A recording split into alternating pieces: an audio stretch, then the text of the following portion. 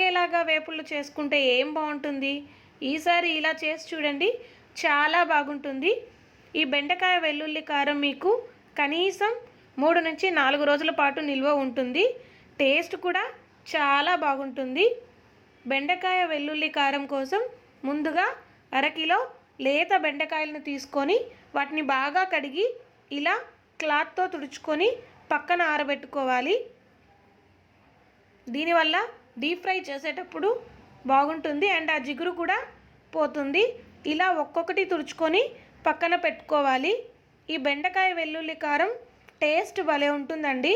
పప్పుచారుతో కానీ వేడివేడి అన్నంలో నెయ్యితో కలుపుకొని తింటే ఆహా చాలా బాగుంటుంది. వీటిని ఆరబెట్టుకున్నాక ఇలా బెండకాయల్ని ఈ సైజు ముక్కలుగా కట్ చేసుకోవాలి. ఈ రెసిపీని వంట రాని వాళ్ళు కూడా ఈజీగా చేసుకోవచ్చు. చాలా బాగా వస్తుంది అండ్ చాలా తొందరగా కూడా రెడీ అయిపోతుంది. ఇలాంటి క్విక్ బెస్ట్ రెసిపీస్ కోసం మన వీడియోస్ని ఎవరైనా ఫస్ట్ టైం చూస్తున్నట్లయితే సబ్స్క్రైబ్ చేసుకోండి. అలాగే పక్కనే ఉన్న బెల్ ఐకాన్ని క్లిక్ చేస్తే నేను కొత్త వీడియో పెట్టగానే మీకు నోటిఫికేషన్ వచ్చేస్తుంది. ఇలా అన్ని బెండకాయలు తరిగి పక్కన పెట్టుకోండి. ఇప్పుడు ఒక మిక్సింగ్ జార్లోకి 7-8 వెల్లుల్లి వేసుకోండి. అలాగే ఇందులో 1 చెంచా జీలకర్ర మరియు రుచికి సరిపడా సాల్ట్ వేసుకోండి. అలాగే ఇందులో 1 చెంచా కారపొడి కూడా వేసుకొని గ్రైండ్ చేసుకోండి. చూడండి, ఈ వెల్లుల్లి కారం ఇలా గ్రైండ్ అయిపోయింది. ఈ రెసిపీలో ఈ కారపొడి వేయగానే టేస్ట్ చాలా బాగుంటుంది. ఇప్పుడు స్టవ్ ఆన్ చేసి పాన్లో డీప్ ఫ్రైకి సరిపడా ఆయిల్ వేసుకోండి. ఈ ఆయిల్ వేడయ్యాక ఇందులో మనం ఆల్రెడీ కట్ చేసి పెట్టుకున్న లేత బెండకాయ ముక్కలు వేసుకొని మీడియం ఫ్లేమ్ మీద లైట్ గోల్డెన్ బ్రౌన్ వచ్చే వరకు ఫ్రై చేసుకోండి. మరీ ఎర్రగా వేపకండి, తొందరగా మాడిపోతాయి. మీరు లైట్ బ్రౌన్లోకి రాగానే తీయకపోతే బయటికి తీసాక అవి మాడిపోతాయి.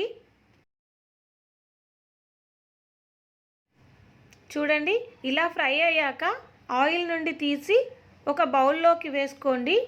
ఇలాగే మిగిలిన బెండకాయ ముక్కల్ని కూడా వేసుకొని మీడియం ఫ్లేమ్లో లైట్ గోల్డెన్ బ్రౌన్ వచ్చే వరకు వేపుకోండి. ఈ బెండకాయలకి ఆయిల్ కూడా ఎక్కువ పట్టదండి. ఇలా వేగాక ఈ బెండకాయ ముక్కల్ని బౌల్లోకి తీసుకోండి.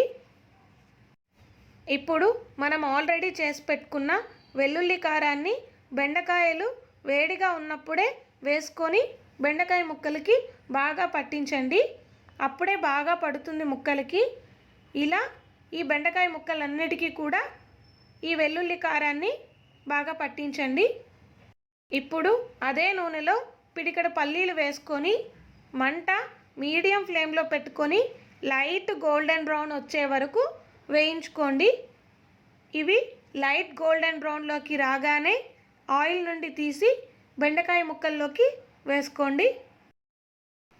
అలాగే 2 రెబ్బల కరివేపాకు కూడా తీసుకొని ఫ్రై చేసుకోండి. ఈ కరివేపాకు కూడా ఇలా ఫ్రై చేసుకొని బెండకాయ ముక్కల్లోకి వేసుకోండి.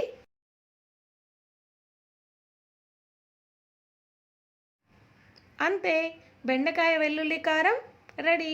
చూసారా, చాలా సింపుల్ అండ్ ఈజీ కదా, ఇంకా చాలా టేస్టీ కూడా.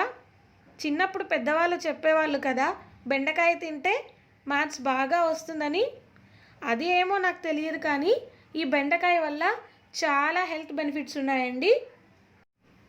కళ్ళకి చాలా మంచిది అండ్ డైజెషన్కి కూడా చాలా యూజ్ అవుతుంది అండ్ ఇట్ కంట్రోల్స్ డయాబెటిక్స్ కూడా. ఇలా చాలా బెనిఫిట్స్ ఉన్నాయండి.